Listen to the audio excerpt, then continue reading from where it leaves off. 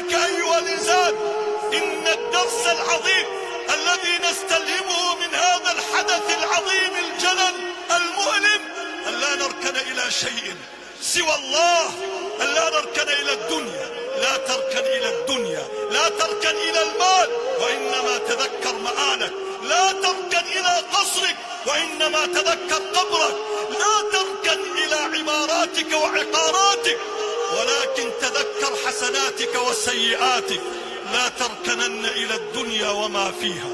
فالموت لا شك يفنينا ويفنيها، أموالنا لذوي الميراث نجمعها، ودورنا لخراب الدهر نبنيها، كم من مدائن في الآفاق قد بنيت أمست خرابا وأفنى الموت بانيها، أين الملوك؟ أين الملوك التي كانت مسلطنة فقد سقاها بكأس الموت ساقيها؟